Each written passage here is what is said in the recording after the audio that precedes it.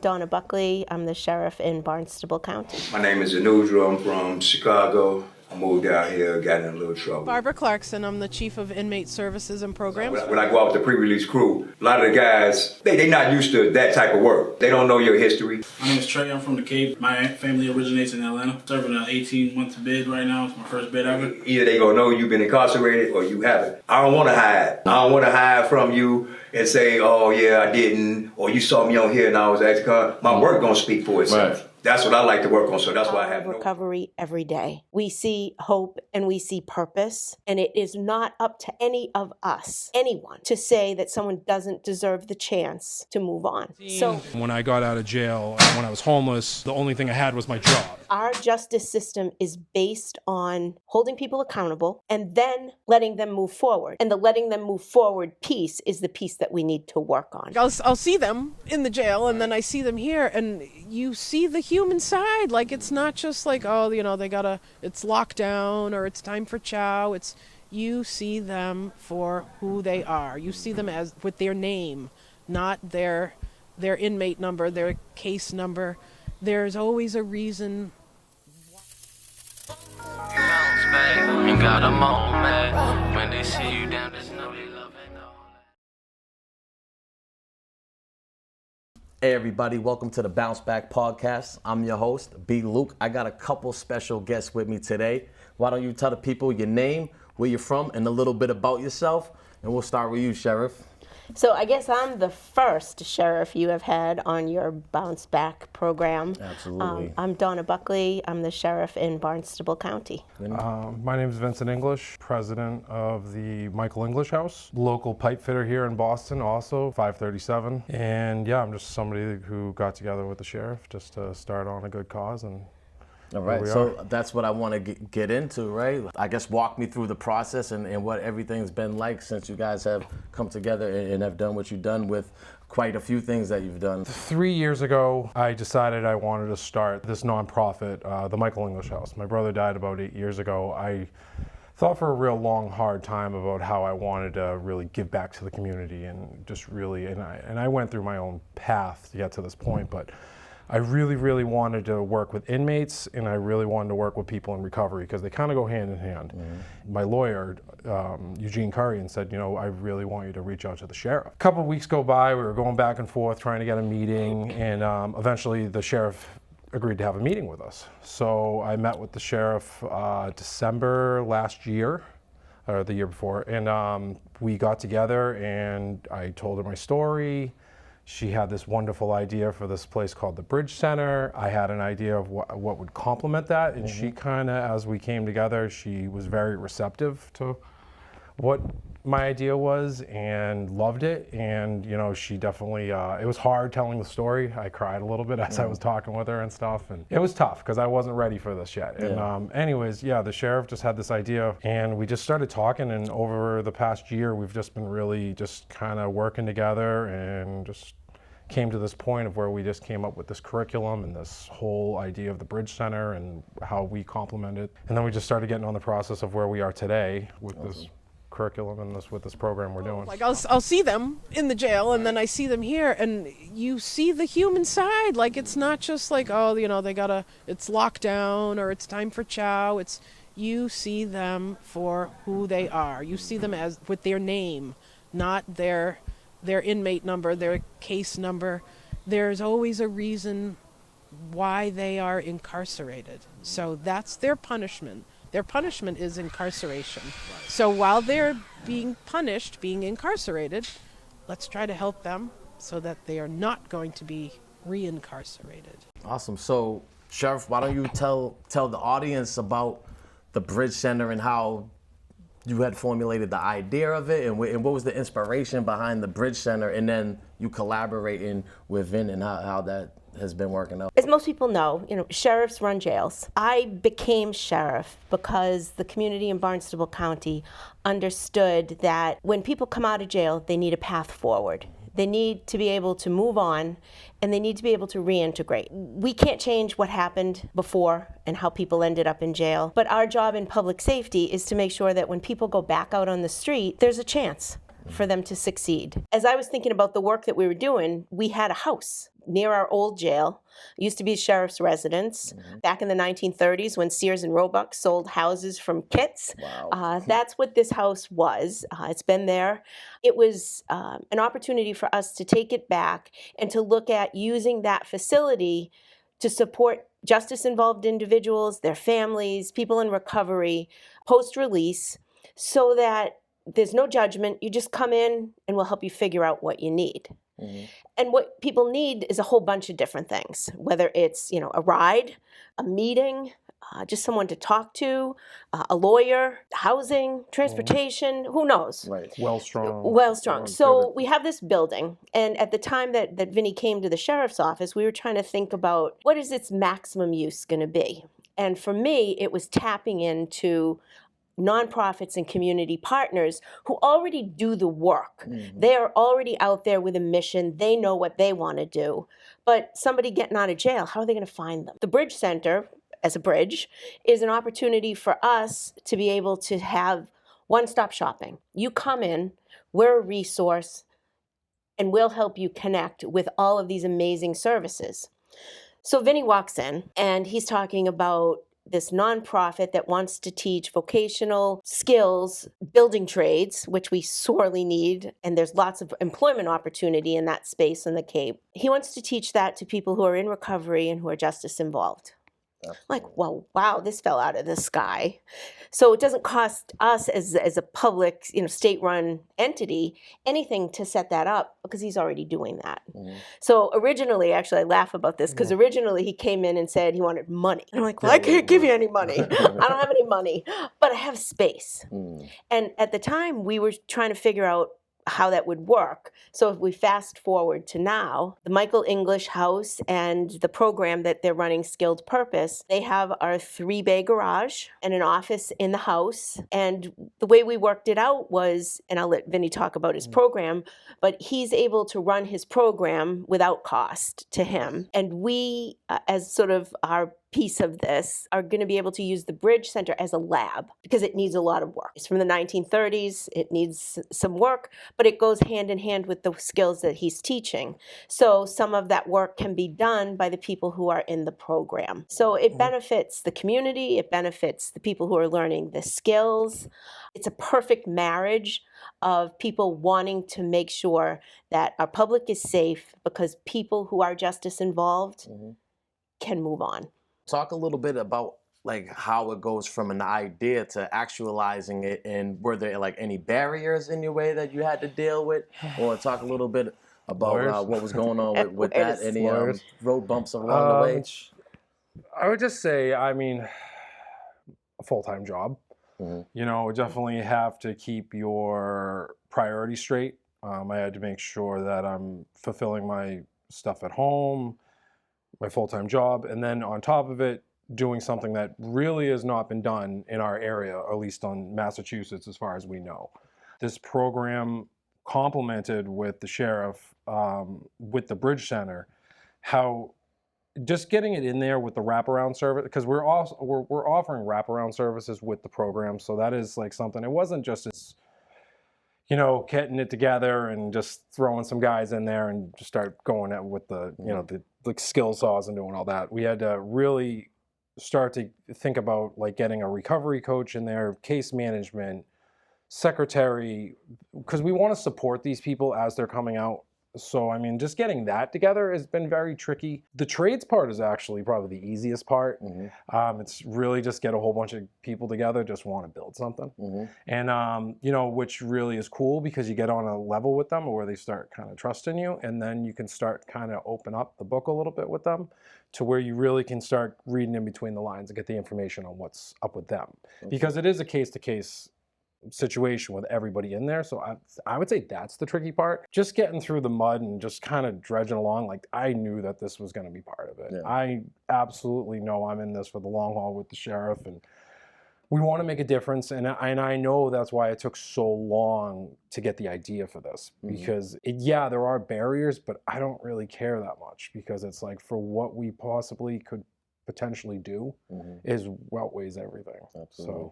So just touch on the timeline, though, how it goes from you guys having a conversation. How long did it take for you guys to get that first cohort in there? When Vinny first came to the office, and this shows what kind of community Cape Cod is.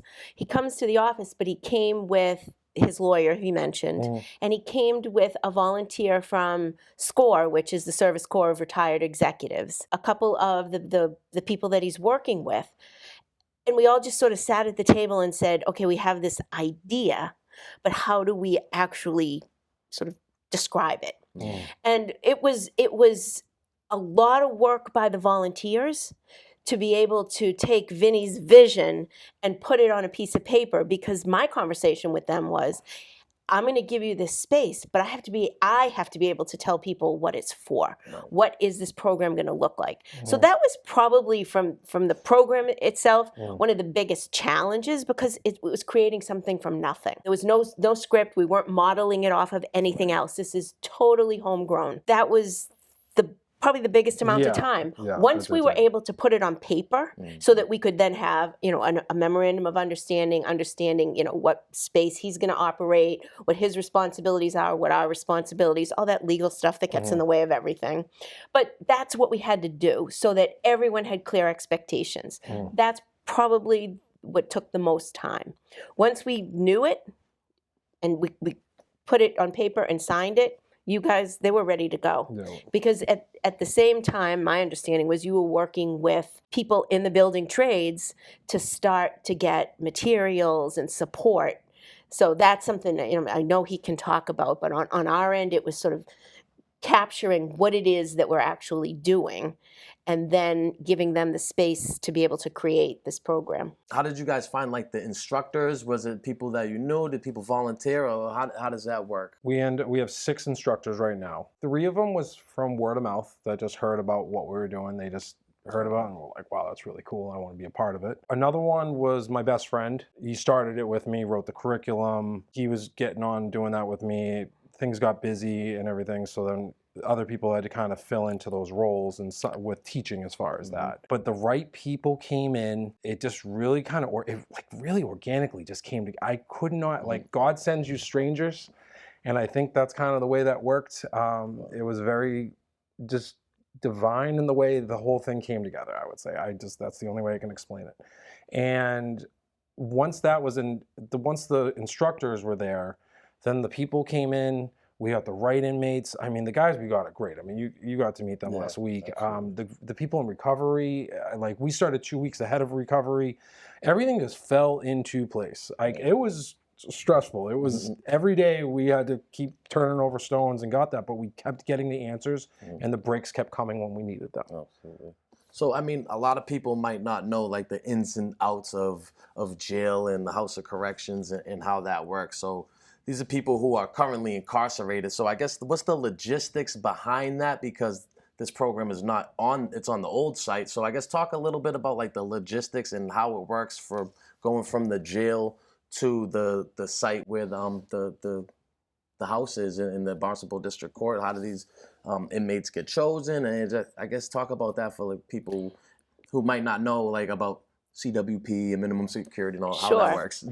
The facility itself is in Barnstable, the town of Barnstable, and the jail's in Bourne. So that's about 20 minutes, half hour away. This program, Skill Purpose, is a continuation for us of a program that we have in-house where we offer, it's Home Builders International, so it offers a preliminary opportunity to learn some of those skills while people are with us. What we've done, and this was a first for us, is create a cohort. We assessed people, we looked at classification, we looked at when they're getting out, aptitude and a willingness to do the work, and we selected 9 men as the first cohort. So we take them every Tuesday night, we bring them dinner, transport them over to the Bridge Center, and they go to the classroom environment and work. And I want to add from my personal perspective, because I was there for the first night.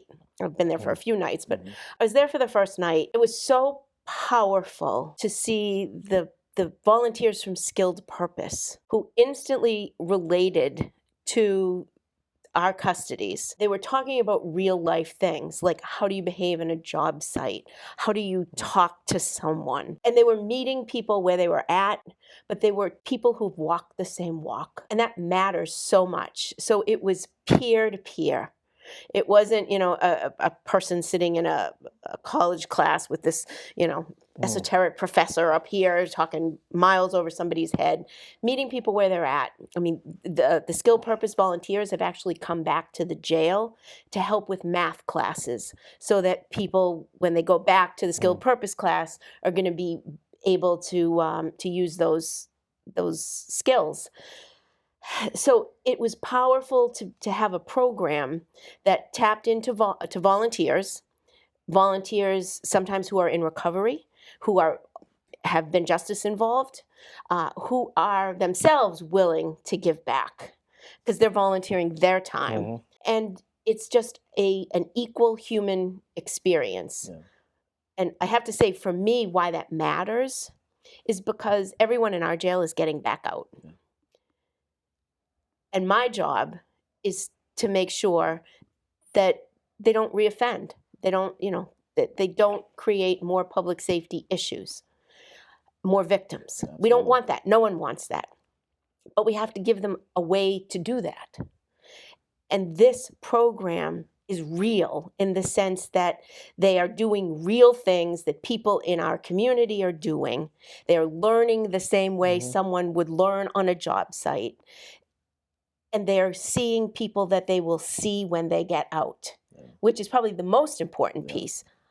Someone who's not going to judge them, who's not going to run away when they look for a job, who's going to know who they are and what they might be able to bring, and create space for them to get hired into great paying jobs and break a cycle. Was there anything you wanted to add to that?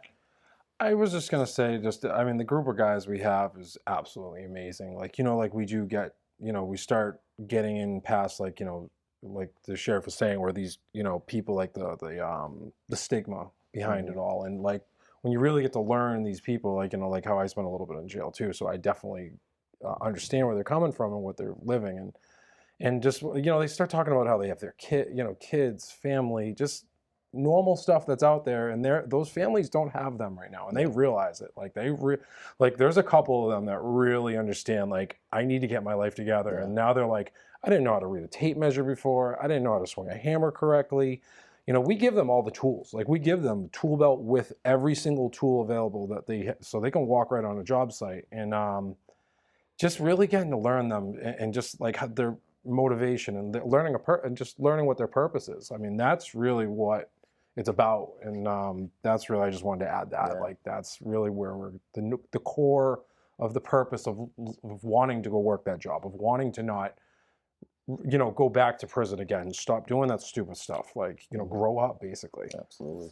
So talk about how long is each cohort? How long is the program going to be until the end? And then what happens if I'm sure it's not always going to line up where everybody has that much time left. They might be getting out before the program works. So I guess talk a little bit about the length of the program, and then I guess how it goes into how much time is left, or if people are able to continue it. There is actually, with this cohort, they have a very unique situation because we have the Bridge Center to work on too. So the class runs 12 weeks. Usually we recruit for about a month to 6 weeks before the class. So we do all this pre-screening and all that. Then class starts, we go through 12 weeks of class with them. My name is Trey, I'm from the Cape. My family originates in Atlanta. Serving an 18-month bid right now. It's my first bid ever. And I've got a lot of guys that's older, like Anudra. My name is Anudra. I'm from Chicago, Illinois. I came down here. My parents was down here.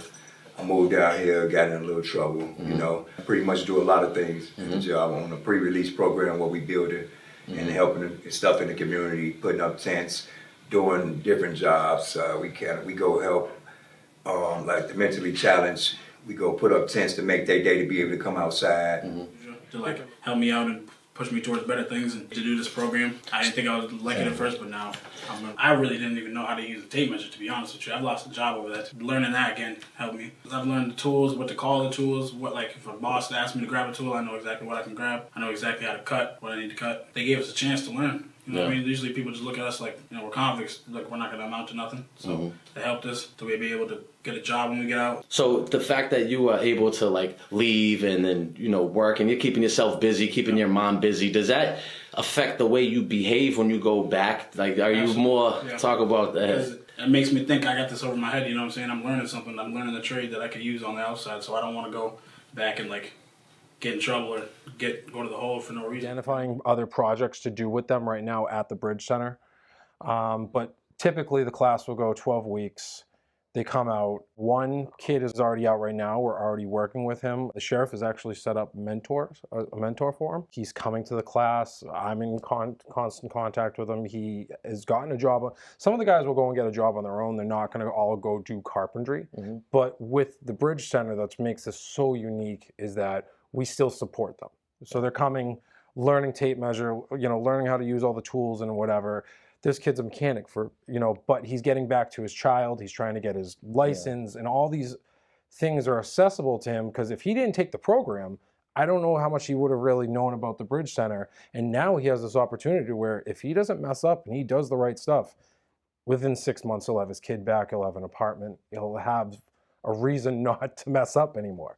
So it doesn't necessarily like where we, so we put them to work after the 12 weeks and a couple of them one's getting released in February, mid-February, another one's getting released in April and another one in July.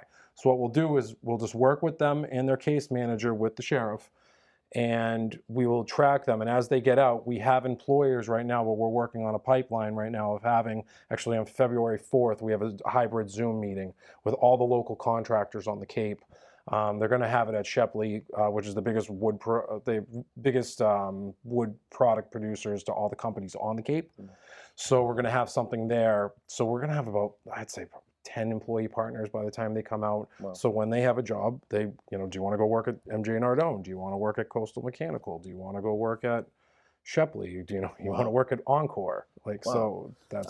So what's been like the responses with these companies? Is that something you guys are reaching out to them? You said some people might be reaching out to you. Like, what's their response when you're telling them like kind of the situation? And like you said, because there is that stigma of all the criminals and all that. So I guess talk about that. So at first it was a little bit like I've gone to the so there's this organization called HBRAC, which is the Home Builders and Remodelers Associates of Cape Cod. They are built up for about, I want to say there's like 200 companies that are part of them, but it's all the big wigs on the Cape. At first, they were a little bit hesitant, but they've definitely, the ice is thawed, I would say, to where now that they've seen this program and they've seen like how dedicated we are, like I just keep coming back. I'm like, listen, you're hiring these people. Now they've realized that it's like these people really aren't that much of a risk. Just as much as me or you or anybody who's making a mistake, So now that we're starting to kind of break those barriers, I feel, and I'm actually showing them, like, because if they go through a 12-week class, actually you're learning this. They're really putting in the effort. They're really using the wraparound services. They're showing an effort to make themselves better, and they start to see it. The employers are really looking at that. They're like, okay, and we do a whole bunch of pre-screening too. Like, it's not like we just like take anybody.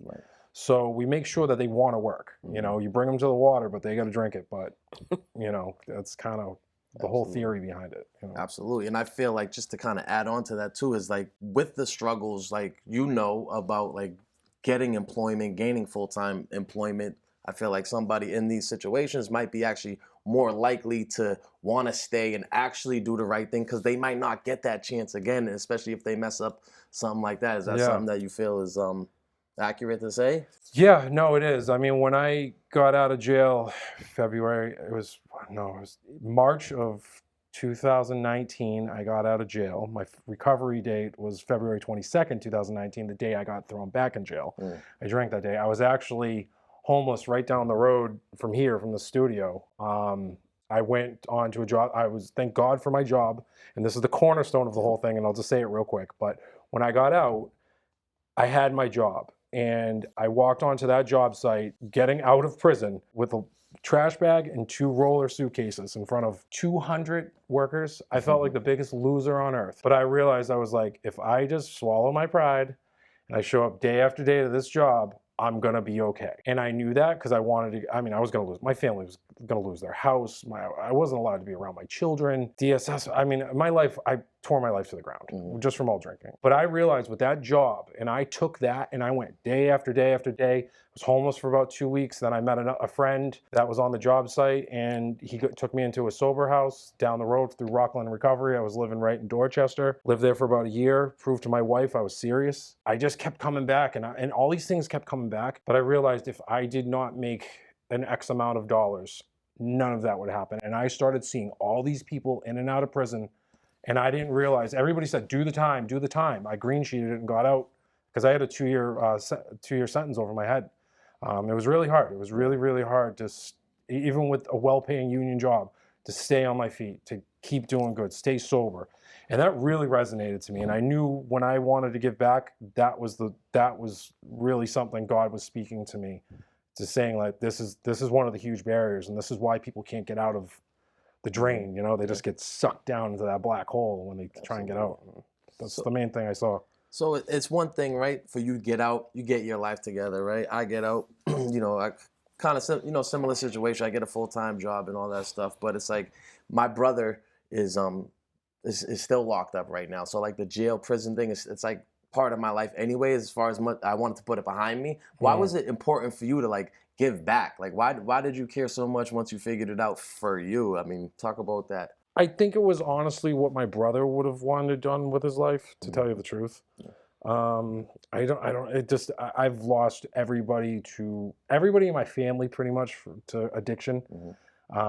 Drugs and alcohol really did destroy it. And I don't know, I have my wife and my kids, and that's it really. And I've been given a lot of chances in my life, and I don't know, I feel like that's where God wants you, is with those people, is what is at the bottom. Like the first shall become the last shall become the first. You know, that's the way it says in the Bible. And I'm not a Bible thumper. I don't mean to go down that road so much. But if I didn't have that, I wouldn't have had any of this. And meeting, like even when it came to with the sheriff at that time, like it took 7 years after 7 years after he died to get this together. So that's why. And if I came to you at any other time, it probably never would have happened. So, and I don't know, it just all happened in a way that came together, and So, Sheriff, I want to get, like, what's your why behind it? You could have easily been just, you know, shut it down, knocked it down. A lot of sheriffs, I'm sure, are all about, you know, crime and punishment and just really being strict. And, like, why did you care? Why did you agree to go along with it? Why is it important? I guess talk about what's your why behind wanting to do this. First, I want to say, on behalf of myself and the other sheriffs in Massachusetts, first of all, we're very different from the DOC. Okay. And as sheriffs, we get it. We get it. We can't go backwards, but our job is to look forward. Our job is to give people hope. Our job is to give people a purpose and to help knock down those barriers, because that's what prevents recidivism. That's what keeps people safe. And we all get that. What we're doing is trying to make sure that we can spread that message to the community, to the government, you know, to our state, because that's not necessarily how we're viewed. And so we have our own barriers because we are the people that are doing this work. We believe it because we see the power of recovery every day. We see hope and we see purpose. For me, I live with it. My husband is 18 years sober. Recovery works, but it's not a straight line, and it is not up to any of us, anyone, to say that someone doesn't deserve the chance to move on. So for me, our justice system is based on holding people accountable and then letting them move forward. And the letting them move forward piece is the piece that we need to work on. You know, when we talked the other day about the challenges with your brother and him not being able to continue an education program because the system wasn't looking out for what's best for him. They were looking out for what's best for them. That's not the way that we work as sheriffs. We are not focused on massive sort of broad rules. We're looking at each individual. And I stepped up to do this work because the difference between warehousing people, especially when all of our jails are filled, 70% of them are people are dealing with addiction and mental health. Yes. What could be the most irresponsible thing to do is to put someone back on the street with an untreated addiction and a mental health challenge. Absolutely. So we have to do that work. None of us wants to be the victim of a crime. I stepped up to do it because that's the work that we all need to do. And look what we have. I mean, we have someone who's now touching the lives of so many other people, and that also trickles down when you can relate to it. Vinny's talked about it. Incarceration breaks more than just the person who's in jail. It breaks families, it breaks employers, it breaks our community. Absolutely. And then it creates a generational cycle, because for those people who can't figure out how to break it, then the next generation thinks it's part of their trajectory. They're going to go to jail. That's because my dad did. We hear that all the time. So we have to do this work. That's what I'm committed to doing, and having Vinny walk in the door with essentially the same view. And he was brought to the sheriff's office because of the campaign, because this is what I talked about. I talked about recovery, treatment, rehabilitation, and the person who brought him to me was someone who I had met during the campaign. So being able to make those connections, it's the right thing, and that's why it's working. Absolutely. And just the name, the skilled purpose, having that purpose name in it is really big, because that's one thing. Talking to my brother was doing a life sentence. He has a shot at parole, but he just feels like they took all his purpose away from him. You know what I mean? And I think that's big for people to have something to look forward to, one, you know what I mean, in there, and to have, a lot of, purpose is big. And I wanted to touch on, too, about sometimes, these guys are incarcerated, things happen. I mean, what's the process if someone, gets a ticket or gets lugged? I take it are they out of the program? I'm sure maybe you might assess each situation differently, but do they get lugged back to the main building from like the minimum? Or I guess talk about how that works, and is that something that you've had to deal with yet? So we haven't had to deal with it, and I think that's a testament to the programming and to the work that we do at the jail. When people have hope, when they have a purpose, when they are in humane and human environments, they respond. I see it, we see it every day. So people want to move forward. We have not had a circumstance where someone has made a bad decision.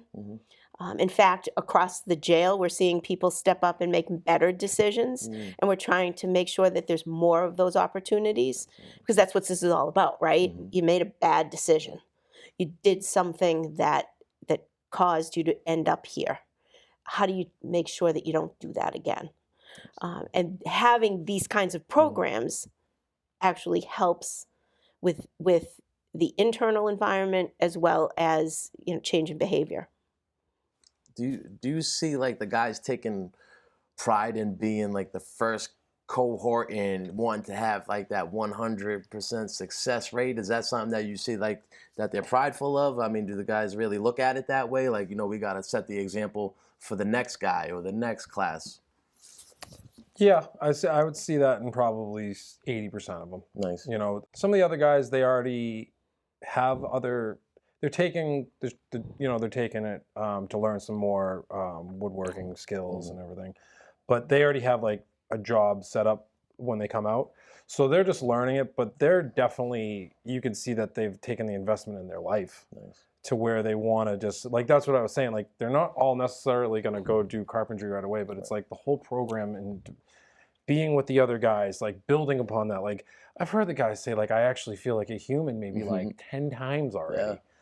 Just like little things like that. And they just sit there and they're talking, and you could tell like for a second they forget that they're locked up, which means the word, like, and that's like really everything. So it's like, like purpose, like you're feeding the soul, chicken noodle soup for the soul, whatever you want to call it.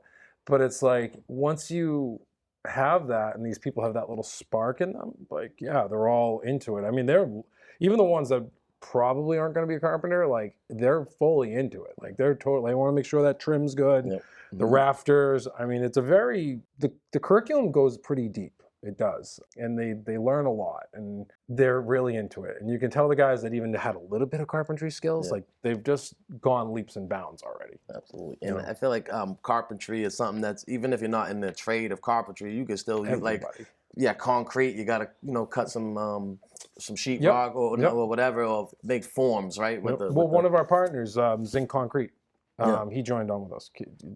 Carpentry is in every single trade. Right. I mean, I'm a pipe fitter, but if I can't read a tape measure and take measures from A to B, I mean, on a welded joint, that's an 1/8 inch off, just like with carpentry. If you're with an 1/8 inch off, or not even like a millimeter with those, you can't do finished carpentry. So Absolutely. I mean, it all applies. Most saws are the same. Whether you're cutting wood or you're cutting Square, metal plumb, or and whatever. level, it's like that's the way it is. And if you're not doing it that way, you're gonna, see you, buddy. Absolutely. So you had mentioned about the screening process and all that. So I'm just curious about like when one cohort ends, are you starting the screening process beforehand, or is there like a grace period in between classes? I know you haven't gotten there yet, but what's the goal with that? I actually had a couple meetings on it today.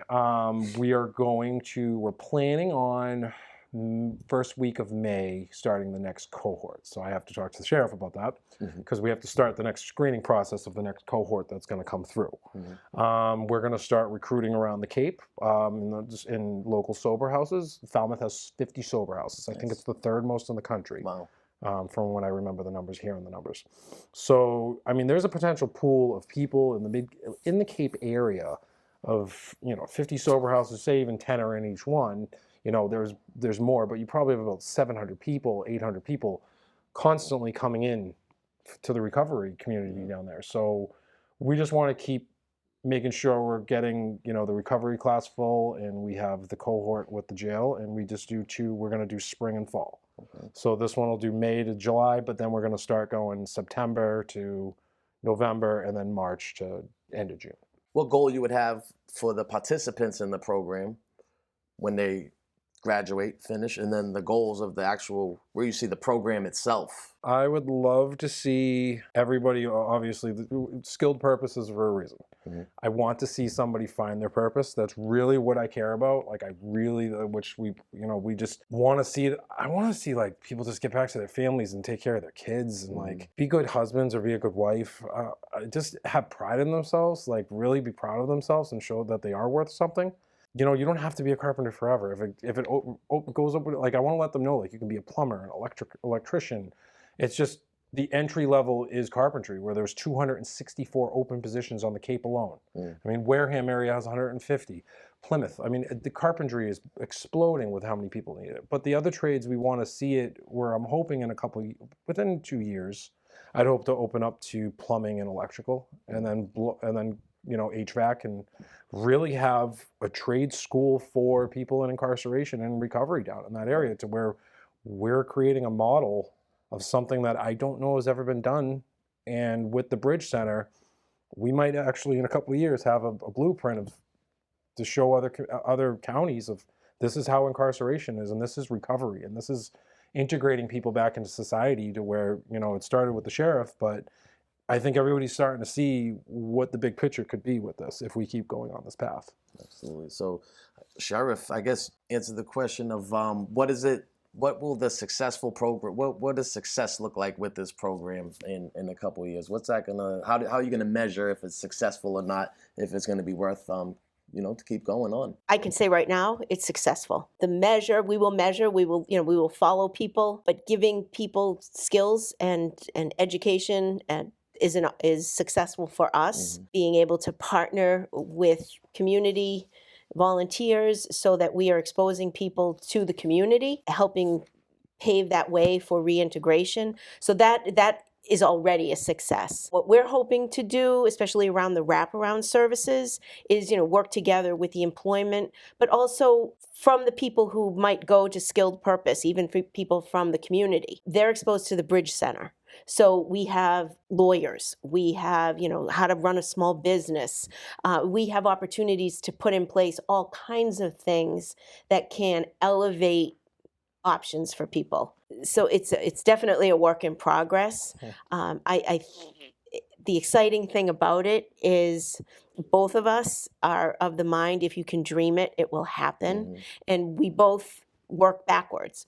We know what we need, and then we can figure out, we know where we want to end up, then we figure out how we get there. Yeah. So this has just been an amazing, every once in a while, it kind of just comes together and says, this is the right thing for us to do. Absolutely. And with you guys having the wraparound services and a lot of it being focused on recovery, right? Saying you hear a lot in recovery is relapse is part of recovery, right? So what's that action plan look like if someone goes down a path and relapse is part of that path? Like, do you guys already have a plan of action for that, or is that something that you haven't maybe cross that bridge when you get there, or have you even thought about that? No, we do. It's pretty standard. Like if you live in a sober house and you live there and you want to continue to live there and you bust out on a urine or something, you have to go back to treatment and you have to kind of press the reset button. With the program, I mean, obviously the people that are in jail are not going to relapse.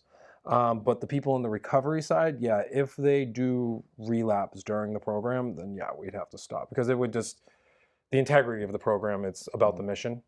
How would you work with that person? Would they just be banished forever? Is that No, something you can not by talk any. about? No, that's the beginning. That could be the beginning of something. Like, I look at that as I don't want to say opportunity, but Well, it is, yeah. But it's like, you got to meet them where they're at. And sometimes, I relapsed probably 40 times before I got sober. I think that'd be the worst thing in the world to turn them away. So I think it would start with the plan is to call your sponsor. We'd have to get a hold of their sponsor. We'd have to sit down with them. We'd have to, before they start the program again, they would have to basically reset. Most likely rehab would be involved, because you need that spin dry. You need that. You gotta unplug. Yeah. And we'd have to really get at what's the nitty gritty? What is the root of the reason of why you're doing this? Because that is the point of the wraparound services. We got to get to, if you don't get to the root of why you're doing, whether it be trauma, PTSD, I mean, there's so many things of why somebody, something happened when their childhood, from, they were taught, abuse, there's so many reasons to why people use. And we have a team together that is really dedicated in their understanding of that. And if when that bridge does, it's going to happen. I mean, it's inevitable. It's going to happen. But when that does happen, we're going to be ready and have a team ready to be there to meet them where they're at, come up with a plan together, and get this person.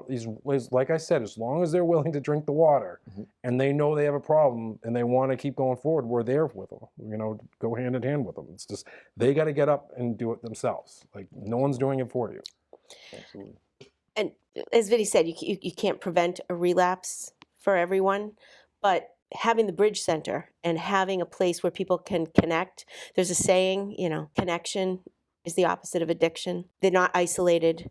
They're with peers. One of our other partners at the Bridge Center that also is a partner to Skilled Purpose is an organization called Wellstrong, another nonprofit born in the recovery community. They started out giving free gym access to people in recovery, and they have morphed into so much more. Awesome program. And they were originally located on the Upper Cape, but now they want to expand Cape-wide. So we opened our doors at the Bridge Center and allowed them to establish a footing there, which, the people who come to Skilled Purpose, people who come to Wellstrong, the people who are coming out of our jail, the people who are in our community that are justice involved, they're all the same people. So now we've created a network is there to support people, and even if you relapse, because it's a judgment-free zone, and just to be able to provide all of those services. And I would say the secret sauce, the secret ingredient is the peer-to-peer recovery of people who've walked in the same shoes as you. You're seeing people that have turned their lives around and have come out of jail, who have come, as this builds, as we build an alumni with this, that's going to just build a bigger ecosystem of where these people, it really helps with not relapsing, is being around people and helping another addict, helping another inmate, helping somebody that's been through the same struggle as you. That really prevents people from going down that road too. Absolutely. So, and I guess I get an answer from both of you on this. What's been your favorite part about your involved. Well, sorry, you Sheriff. With your involvement with the Skill Purpose program, what's your favorite part about it been so far? I'm touched. I mean, for me, it's an emotional reaction. It seeing the commitment from the volunteers and the people taking advantage of an opportunity that we are providing for the people in our jail.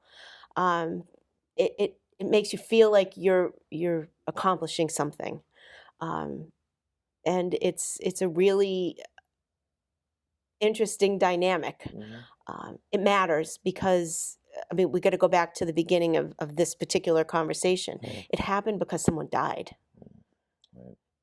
And we all know that people, especially people who are justice involved, if they aren't able to find a path to recovery, it's more likely than not they're going to die. And that the trickle-down impact of that is devastating. It's devastating to families and to our community.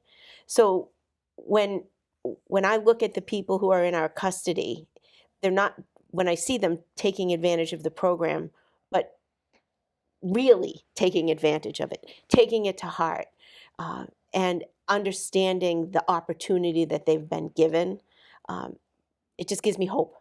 Absolutely. What about what's been your favorite part about it so far? The fact that we're actually doing this. Nice. The whole thing. I mean, but honestly, the thing that matters to me the most is when everybody starts talking about their kids or their parents.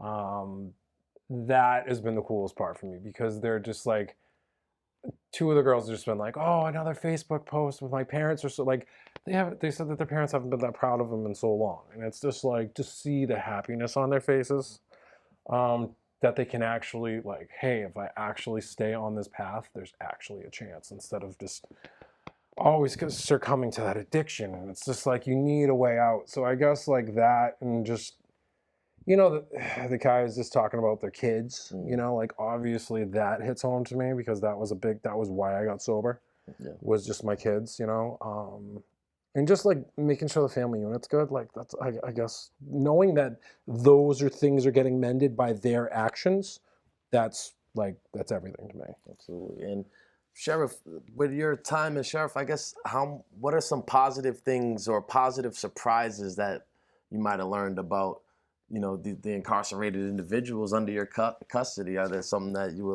the way you look at them, has it changed, I guess, since starting, you know, this position of power that you're in? Is it, and having a different outlook on it? Is there some positive surprises that might have caught you off guard about these guys in there? I think when I ran for sheriff, I knew that what we needed to do was being able to offer education and vocational training and treatment, and really addressing the challenges that people had that landed them in the justice system. I knew that.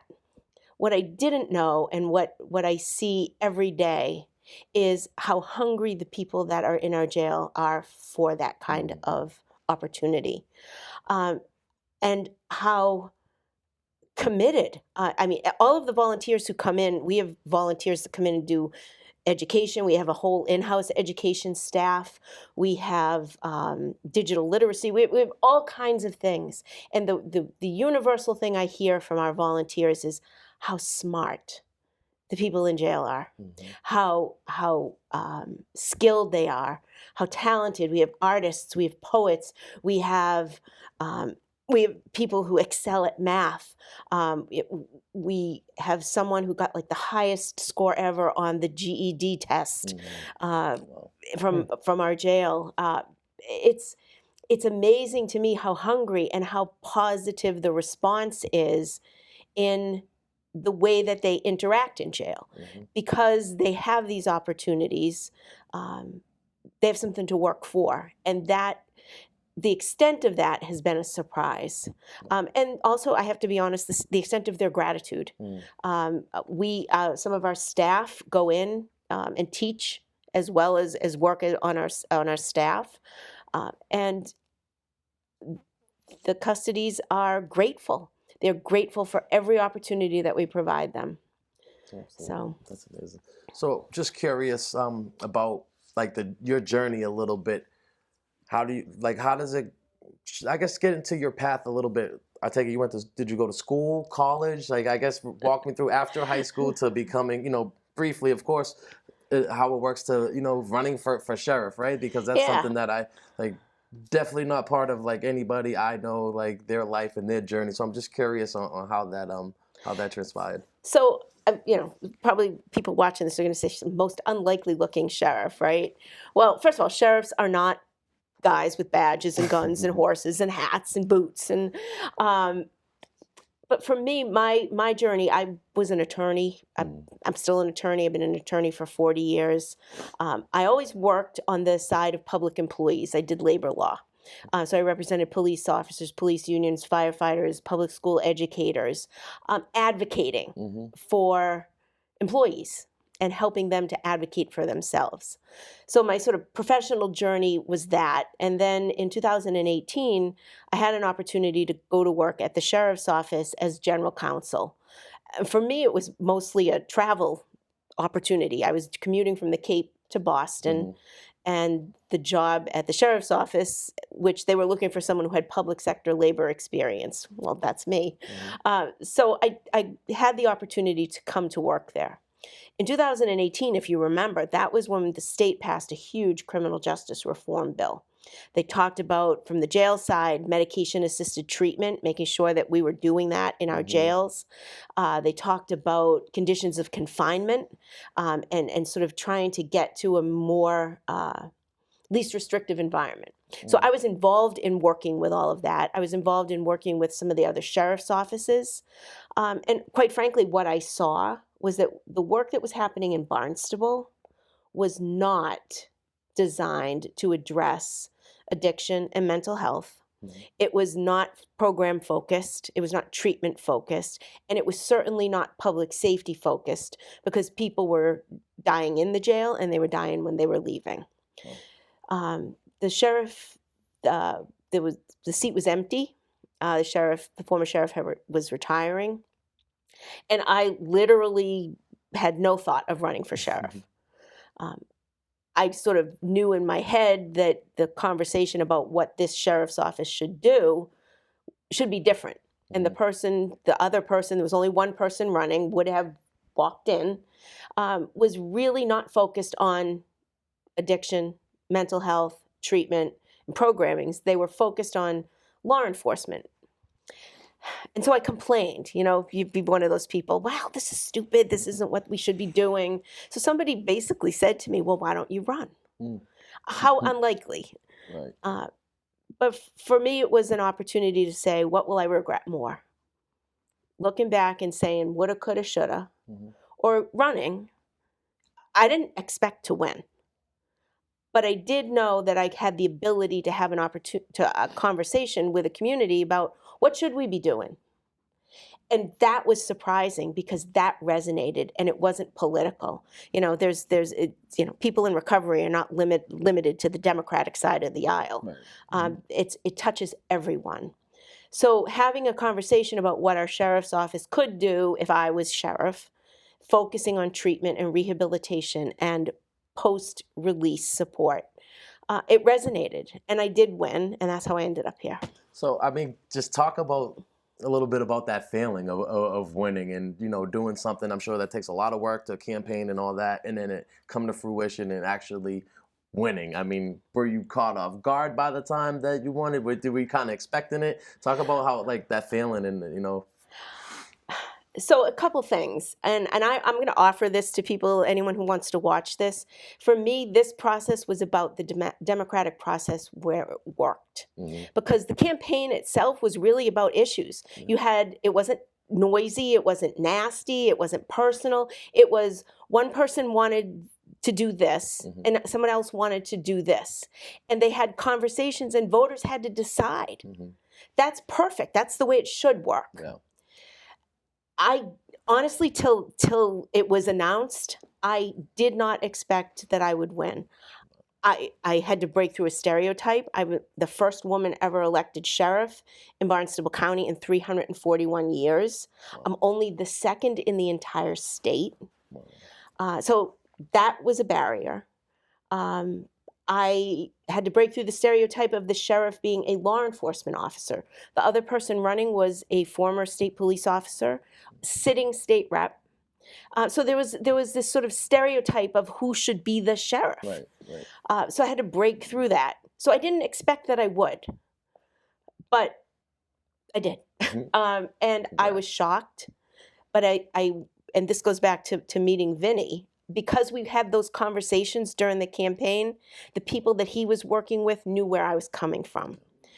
And every day I go to work, I bring that with me. It makes my job easier to know this is what I'm supposed to be doing. This is what the community voted for. And it gives me the opportunity to push back on the community and say, okay, but you got to step up and play your part too. You've got to help me help people reintegrate, break through stigmas, work with us and our partners and our nonprofits. And it works. People volunteer. They ask, how can we help? Because they get it. They get that one mistake doesn't define someone. They get it that if you pay your debt and you get released, then you deserve an opportunity to move forward. Absolutely. So that was actually leading up to my next question. How can people help if they wanted to help one way or another? Maybe an employer, volunteer. I guess how can people help? Is there a website, email, something they could reach out to if someone wants to help? How can they help? So we in Barnstable, if you're on the Cape, we have the Barnstable County Sheriff website. It's bsheriff.net. We are all over social media, so follow us. You can email me directly if you want to volunteer. It's dbuckley@bsheriff.net. We are looking now, we're really working intently on the Bridge Center to be able to have robust wraparound services. And what we're finding that looks like is people need a ride. They need an advocate. They need someone to untangle kinds of things, or they just need someone to talk to. So we're working, volunteers, we're working with some organizations to help us put that together. We've had volunteers come. We have a lawyer in our community who said he started out coming twice a month, now wants to come once a week. His law firm, Merrick, supports that. So he's going to be coming in and providing legal advice. If you have an idea of some way you can help, that's huge. And then the other thing I will say too, especially to employers, is they're the path forward. Everyone wants an opportunity to contribute, and we need to introduce our population to employers to demystify who we are, but also we have to get beyond sound bites. You can't reject someone just because they check the Corey box. Some people may not be a good fit, but I look at it this way: as someone who's worked in representing employees for 40 years as a lawyer, none of the people I represented were justice involved, and plenty of them screwed up in the workplace. So if you had to take a chance, you hire someone off the street, you don't know what you're getting. You hire someone coming out of jail, it's an open book. And from Barnstable County anyway, it comes with a wraparound support service. That's amazing. I love it. I love what you're doing. I'm big on, I try to tell people, trades and education. So we touched on the trades part. I guess what's the education look like inside of the jail? I know most places you got the opportunity to get your GED and all that, but what about further education, college, anything like that? Is that something that's possible there, or in the future perhaps? It's possible. It's there now. We have a great relationship with Cape Cod Community College. They've actually created credit courses for our population. Again, unlike DOC, our populations are not here for 4 years, 8 years to earn a full degree, but getting people started and connected to higher ed is huge. We have a program that we just started with MIT for marine biology. We have credit courses in digital literacy, and we are looking to make sure that whatever anyone wants to do, we're able to provide it, either through tablets and remote learning or through in-house courses. I guess if there was anything that you wanted to touch on that I didn't get a chance to ask, or any last words or main message that you want to get out to the public right now, it's the opportunity. I'm going to start and just say, I want to say thank you to you. What you're doing matters because it shows people that what we're doing works, that there is life after jail, there is hope, there is purpose. Me, I can speak for myself as a sheriff. This is probably one of the best interviews and opportunities I've had, because if we all do this together, we can achieve what we all want to achieve, right? Which is decarceration, safer communities, less challenges for people. So I want to thank you for committing yourself to doing this and for telling this story this way. Absolutely. You're welcome. Thank you for thanking me. And Vinny, any last words, man? Once again, thank you for coming up here. I love everything that you're doing, man. Yeah, no, man. Thank you for having us. I mean, it's amazing what you've done with your life and where you're at, and you're interviewing a sheriff now. You're doing awesome things, and I think that's great. I watched some of your other stuff. I just want to say thank you for giving us the platform. Just want to say, maybe follow the Michael English House on Facebook. Skillpurpose.org is our where you can apply for the program, and I just want to say thank you. I'm very humbled to have this opportunity, and I'm very amazed to even be in this position. Absolutely. Well, thank you, Sheriff Buckley. Thank you, Vinny. I'm Bobby Lukas. This is the Bounce Back Podcast. Remember, it is what it is. What's next is what you make it. And on that note, we're out of here. Later. Bounce back, ain't got a moment. When they see you down, just know they love it all.